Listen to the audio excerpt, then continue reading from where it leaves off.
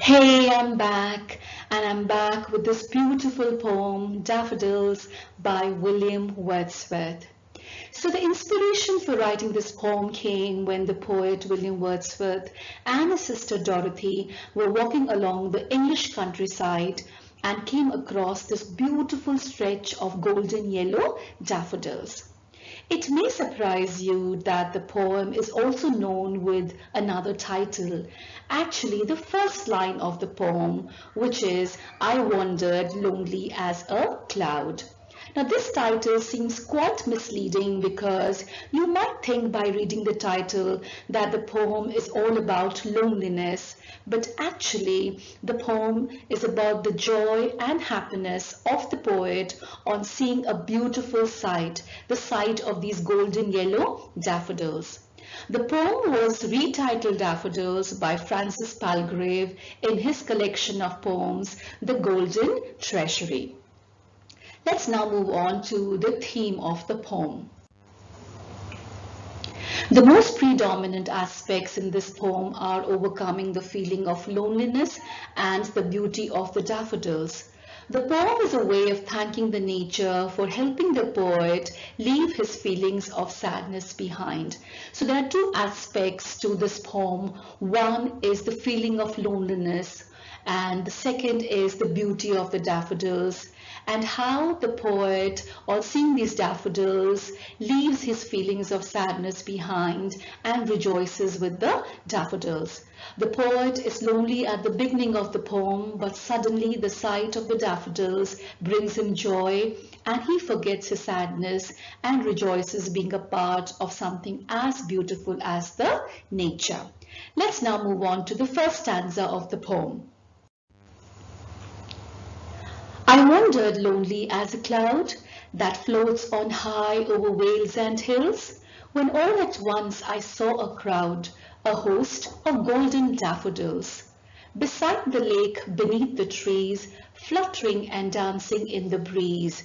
So the poet says that he's wandering alone and he's comparing himself to a cloud that floats on high valleys and hills. And then suddenly he comes across this crowd, this host of golden daffodils. Now the poet is using these two collective nouns, which are crowd and host, to exclaim that there were many daffodils. And where were these daffodils? They were beside the lake, they were beneath the trees, and here the poet now talks about giving human qualities to the daffodils by saying that they were dancing in the breeze, they were fluttering like birds and butterflies. And this also suggests that there is a gentle breeze blowing, and that is why the daffodils appear to be dancing. Now here is a slide which explains the first stanza for you in a very brief way. Let's move on now to the second stanza of the poem. Continues as the stars that shine and twinkle on the Milky Way, they stretched in never-ending line along the margin of a bay. 10,000 saw I at a glance, tossing their heads in sprightly dance. So they were continuous, there were many and they were all in one line. And here the poet is comparing the daffodils to the stars that shine and twinkle on the Milky Way. They stretched in never-ending line. Now again the poet is exaggerating by saying that they are stretched in a never-ending line. That means the sight of these daffodils are never-ending. Wherever he can see, he can only find these daffodils.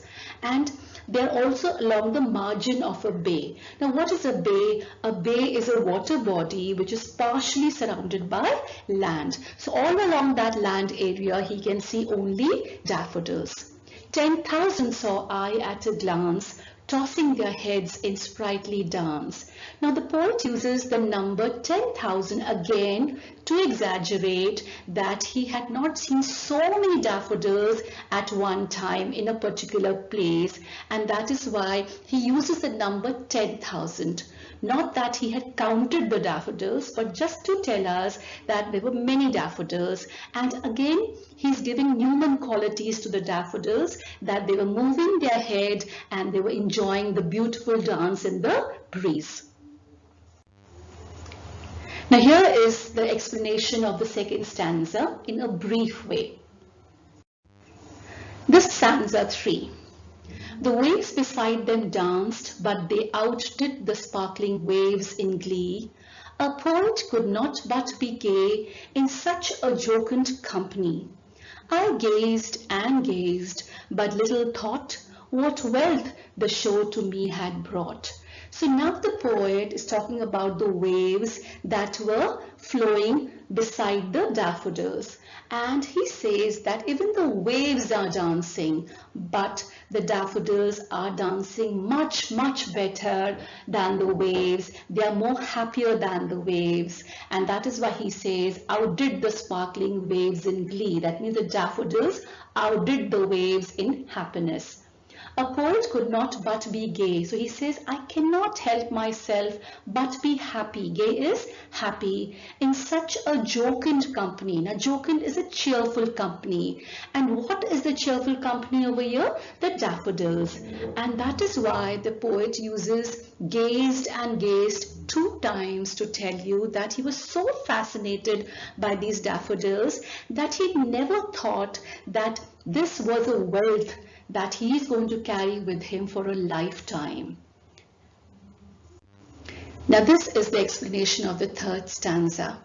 Now let's move on to the final stanza of the poem. For oft when on my couch I lie, in vacant or in pensive mood, they flash upon that inward eye, which is the bliss of solitude. And then my heart with pleasure fills and dances with the daffodils. Now he says, for oft means for often, whenever he's lying on the bed or on his couch and he is in a vacant is to be alone, or in a pensive means in a thoughtful mood, they flash upon that inward eye.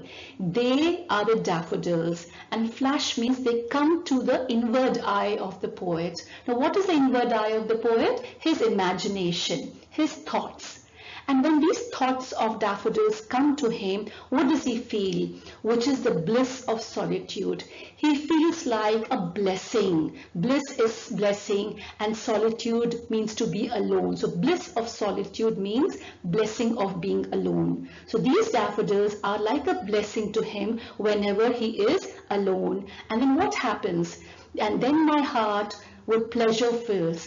And then the poet's heart is filled with pleasure and he dances with the daffodils. So here is the explanation of the final stanza.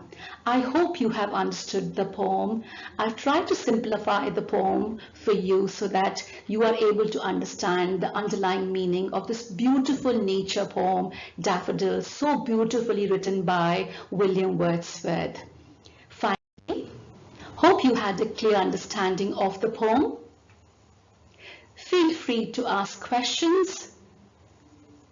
I would love to hear from you, and stay blessed.